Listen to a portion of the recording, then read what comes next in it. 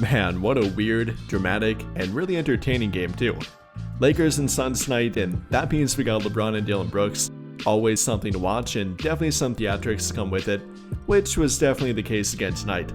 Dillon Brooks wasted no time going after LeBron, poking the bear per se, definitely trying to get into his head and ultimately being ejected from this game following a late game technical, following a clutch made 3-point shot by himself. I have to admit that. He was thrown out of the game and ultimately the Lakers won, but not before a near late game collapse. I mean, they were up 14 points with under 4 minutes left to go, trying to trim down the clock and ultimately being very passive to end the game, which nearly led to their defeat.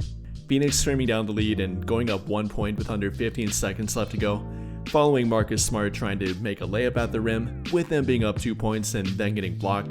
Phoenix getting the ball in transition, Dillon Brooks getting it and knocking down a late game 3-point shot. But for whatever reason, he then went over to LeBron and bumped right into him, again pushing the theatrics and trying to get into his head, which was completely unnecessary. That led to him being ejected from the game, LeBron getting a technical free throw, which he did miss, further adding to the dramatic ending in this one, and that requiring the Lakers to make a game-winning shot, which they tried to do, but LeBron got fouled on a 3-point shot, once again missing the first free throw, but making the second and third free throw as he was fouled on a 3-point shot attempt. And ultimately the Lakers won, again not without theatrics and not without a very dramatic ending, but they were able to come away with the win. And while there's definitely a lot to not like in this game, there's definitely plenty to like in this game too. Everything from their bench unit tonight, with Jared Vanderbilt finally getting the call back to the rotation, coming in and being an energizer bunny for their team, playing 15 minutes off the bench, grabbing 7 rebounds, 6 of which were offensive rebounds to their team, having 7 points even to go with it, believe it or not even knocking out a 3-point shot, being a +7 for them, definitely giving their team a boost and a big boost on both defense and the glass tonight, which was sorely needed. Not only that, but believe it or not, their bench unit actually outscored the Phoenix Suns bench unit 22-0 during the second half, having some good performances from Jake Larabia, albeit not during the first half. That was a pretty rough one for him, but during the late third quarter and throughout the entirety of the fourth quarter, he played some great defense to their team, getting some takeaways and being a big part of them holding on and actually creating their lead. I thought he played great in the second half. I thought Gabe Vincent actually played pretty good. Jackson Hayes had a great game tonight, shooting a perfect 4-4 from the field, having 12 points, 9 rebounds in only 17 minutes, having a monstrous poster dunk at the rim, having a few great alley-oops to go along with it. Great minutes for Hayes off the bench, great minutes for Jared Vanderbilt and Jake Arabia, even Gabe Vincent too. I thought their bench unit was great tonight and definitely a whole lot better compared to lately. On top of that, they had a great game from DeAndre Ayton, kind of a revenge game for him again, playing Phoenix, which was where he began his career and the first team that gave up on him. He dropped a 20-point, 13-rebound double-double tonight, 10 of 11 from the field, only missing 1 shot, all around having a great game for himself, both offensively and defensively, having a night-long battle with Mark Williams, near Laker Mark Williams, those two going back and forth, jabbing at each other and talking that talk a little bit too. I thought DeAndre Ayton played great. Then for Marcus Smart, the newest and temporary addition to their starting lineup, which I think should definitely be permanent, I thought he played great defense to them. The stat line might not look great with 8 points on 1 of 5 from the 3-point line and 2 of 7 from the field, but he was definitely the glue of their defense, definitely the guy that played hard on defense all night long for them and motivated them to play defense. I thought it was a great game for Marcus Smart. And well, then for LeBron and Luka, in spite of them turning the ball over way too much tonight, they had 10 by halftime alone between each other, finishing with 14 combined turnovers tonight. Definitely not good and definitely have to be more careful and a lot more controlling with the ball than tonight. Ultimately, they were able to get it done, making some clutch shots, and although LeBron missed a couple free throws, he did eventually make the 2 that were needed to win. Luka hitting a few late game shots, hitting that big 3-point shot despite only going 2 of 14 from the 3-point line, finishing with 29 points, 3 rebounds, 6 assists, 1 steal, and 7 of 25 from the field. LeBron finishing with 26 points, 3 rebounds, 4 assists, 2 steals, 2 blocks, and shooting 8 of 17 from the field. It may have been an up and down game for them, but again, luckily with the bench unit chipping in, the bench points, and not to mention the bench rebounds too. I didn't even mention it, but their team had 24 offensive rebounds tonight. Yes, 24 offensive rebounds, not total rebounds. nearly having as many offensive as defensive rebounds tonight, 24 compared to 30 defensive rebounds, 64 rebounds in total. I mean, got great additions and great production from the supporting cast tonight, meaning that Luka and LeBron didn't have to carry their team, not even with Rui Hachimura, who didn't play that well tonight and only made one shot tonight, 3 points on 1 of 5 from the field. You know, it was definitely a team-wide performance and a bunch of different contributions were made on both ends of the court, which in my opinion is a good thing for their team. Again, definitely an entertaining and not to mention drama-filled game tonight, but it did ultimately end with the Lakers win, which is the most important thing here, improving their record to 18-7, putting them back in the top 4 of the Western Conference and putting them back on the right track too. So with that in mind here, I'll let you hear from the team about their win tonight and how they can carry this momentum going forward. JJ, before we get to the end, the third quarter defensively, you held them to 15 points, and then most of the fourth quarter. What did you see as the key behind that? We played hard, and we were physical, and we executed. I mean, the second efforts, on-ball containment was better, coverage execution was better. Again, we challenged them on having a defensive mentality and winning on the margins and not allowing compounding mistakes. And I thought we made a lot of mistakes tonight. A lot of mistakes. Myself included. I shouldn't have challenged that, even though, apparently in the NBA, you're now allowed to grab a guy's jersey as he goes up for a layup, which they acknowledge that Jake's jersey was being grabbed as he went for a layup, but apparently that doesn't affect guys anymore. Shouldn't have made that challenge because I was in a timeout crunch and didn't have one earlier in the fourth to use it when they made on that run. But again, we didn't allow the mistakes to defeat us. We won the scoring opportunity by 11. Thought Vando and DA and really everybody that we consider a crasher did their best job of crashing tonight. That helped us win the game, along with our defensive mindset. It was just what we needed to be, and it's about growth. It's not about perfection. It's about growth, and we got better in all those things today. So you end up winning the game, but that last stretch of 5 minutes or so, is it a little kind of prevent defense-ish or not being aggressive enough, or how did you see them able to close the gap that quickly? Yeah, I mean, there's some stuff in there, but I attribute that to my mistake at the end of the third.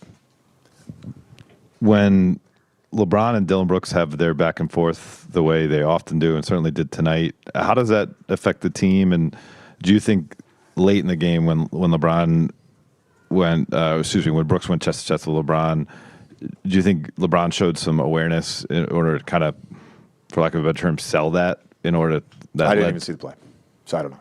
Okay. Yeah. But in terms of the back and forth, our group was unaffected by it. I think we were very cohesive tonight, and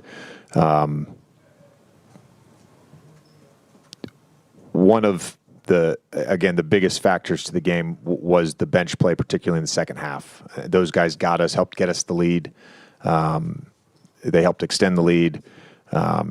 They did it, and that was start of the second, start of the fourth with LeBron. Guys were cheering for each other. I mean, it was, again, it's going to sound sick. I love winning games like this. Wish it had not been a one-possession game, not been down with 12 seconds, like all that stuff. But, winning ugly is actually really fun because it means you got in the trenches and you fought, and we did that tonight. A couple, if you would, just some maybe rapid fire round. There's so much happened.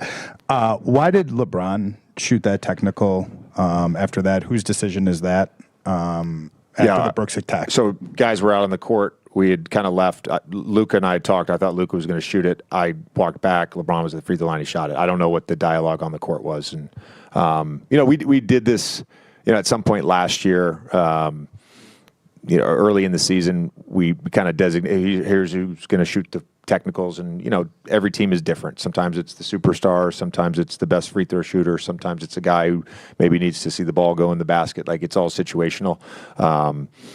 But Luka should have shot that. Yeah. What did you make of Marcus's decision to attack? Not a great decision. To maybe on a more positive note, Jared hadn't been playing. And you had kind of been talking about a need for energy, and we've talked about Banshees and stuff like that. Like, just what did it tonight show you about his sort of professionalism and how he was able to make an impact? Despite maybe not giving you the things always offensively. Yeah, it's interesting because I saw, you guys interviewed him the other day, and he talked about communication and like it being here and there, and like I played, and so when things aren't going the way you want them to, it can often seem like the communication is not there. The reality is the communication has been there the whole time, and we had pre him getting taken out, I told you guys this, pre him getting taken out of the rotation, when he got taken out of the rotation, Nate has talked to him, Scotty's talked to him. So this has like been a 3-week process. And one of the things that we kept saying is like, you're going to get more opportunities. You got to stay ready. Him and I had a great conversation in Philly, and then we had a subsequent follow-up conversation on Monday. So I told him that he was going to play yesterday. I told him he was going to play, and I'm not like he was in the right headspace, and he helped win us the game. Like full stop. He helped win us the game, and I'm happy for him because the weight of not playing is a lot for a player, and unfortunately you can't play your entire roster every night, and that's just the reality of the NBA. Just to follow up on Jared, I think a few weeks ago you were saying that you had kind of laid out some things that you were looking for from him if he was going to play again. Like what were you looking for? What can you share about what you were looking for, and what did he show you? Yeah, I mean, I think this is not just him. This is like everybody is like you got to get back on defense. Like we cannot play 4-on-5. Like we will get scored on every time. We get scored on a lot 5-on-5. So it was like, getting back. And then, we had an earlier conversation prior just about being disruptive within our system, within our schemes. And he was that tonight, like super disruptive, did a great job with all of his switching. When he did switch, he switched up, he used his length, he was in great shifts. And so, whether it was deflections, the steals, all of that. And then offensively, cutting, crashing, just getting to the next action. He made a huge corner 3 there in the fourth as well. So he started his role tonight. He was awesome. Another good quote. Mike, you want to start us off? Jared, JJ, and multiple your teammates mentioned your play and kind of that of the bench is flipping this game around. And you could look to the third quarter and then kind of start of the fourth. What were you seeing from the bench group that you were on, and how did you try to lead that group? We just picked up the physicality, the intensity. We see the way the game was going, and we was just flying around, playing hard, and just bringing energy. The whole bench unit flying around. Is that kind of play contagious? Do you feel like once you get out there and your teammates see that you're doing it, and then it kind of flows like that? For sure. I mean, it's definitely contagious. That flying around mentality. We start getting deflections because nobody wants to be that guy. So if somebody starts it off, everybody kind of feed off their energy, and like you said, become contagious. Right from the start, when you got put in, you had an offensive putback. I think you ended up with 6 offensive rebounds, several steals, a block. Did you feel like you were, for lack of a better term, had some like pent-up energy from the time you weren't playing, and you wanted to kind of make a statement tonight with the minutes that you got? I mean, I would say naturally, probably, just from, I haven't played in a month, so naturally it was built up. But I feel like I bring that every game I play regardless, so doesn't really matter the circumstances or the situation, but that's just what I hang my hat on, playing that way. As just an observer, I'm curious what you make of sort of Dillon Brooks and LeBron when they get on the court together. I mean, shit, I don't know. I mean, he brought his antics. I mean, tonight it cost him, so yeah, that's all I can say. The ups and downs of a game can be pretty emotionally draining. What was it like tonight? going on that run like the way you guys did in the third, building that lead, and then kind of it going away, and then being back in position to win, and then that kind of going away, and then, I guess to end that still somehow with the win. I mean, it's a game of runs. I feel like you said, we went on a big run. They came back. They fought back. They're a good team as well. I mean, the main thing is just finishing the game. I think we did that, and we came out with the win. What do you think is special about the makeup, the mindset of this team to be able to come out of this chaotic mess with a win? And you guys, I think, are 9-0 now in clutch games. I mean, like I said, we stood together. Obviously they made a late run. We made some big plays down the stretch. We didn't panic, and that's the reason we're 9-0. We go over late game situations and practice a lot. So being able to see it execute in real time is just a testament to the whole group. Jared, players throughout years in the NBA say you can't really replicate actual NBA minutes to get in that kind of game shape. And while I'm sure you've been working out a ton and playing in practice, your game requires so much energy. Do you feel, even though you're in great shape, do you feel that wind when you haven't played a ton of game action? And how do you kind of keep pushing through that to play with full energy? No, I felt it for sure. I was really just trying to catch that second wind. I didn't know how long my stretch would be. It was a little longer than expected, but I'm not complaining about that. But like you said, you can't replicate it. Like, I've been doing my part, coming in, working out, doing what I can, but obviously don't replicate the gameplay. So it was good to get some game reps today. Last quick one for me. If you look at the lineup data, like you and Marcus playing together, and sometimes with DeAndre, are pretty big in the plus.